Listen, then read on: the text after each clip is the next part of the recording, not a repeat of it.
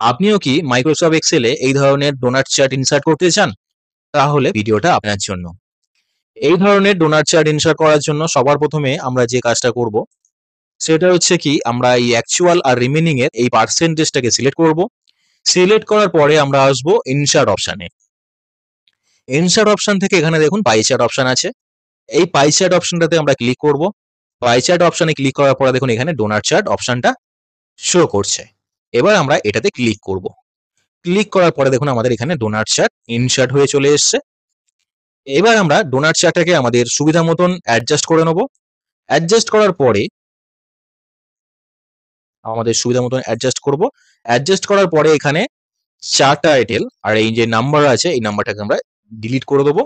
এবার দেখুন এখানে সেভ ফিল আর আউটলাইন বর্ডারটা কিন্তু শো করছে। তো এটাকে আমাদের রিমুভ করতে হবে।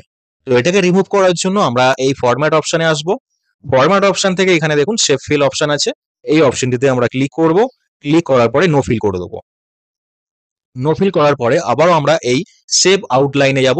সেভ আউটলাইনে গিয়ে আমরা নো আউটলাইন করে দেবো। এবার আমরা এই ব্লু সার্কেলে ডবল ক্লিক করব। ডবল ক্লিক করার পরে দেখুন এখানে ফরম্যাট ডেটা পয়েন্ট এই অপশনটা এনেবল হয়ে যাবে।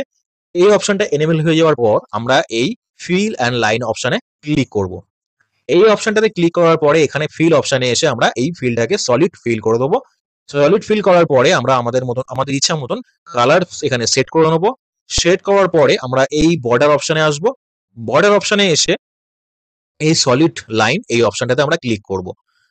ক্লিক করার পরে আমরা আমাদের এই বর্ডারটাকে আমরা গ্রিন করে দিলাম।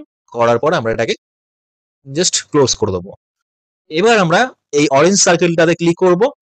এখানে ক্লিক করার পরে আমরা আবারও এই ফিল অপশনে আসব।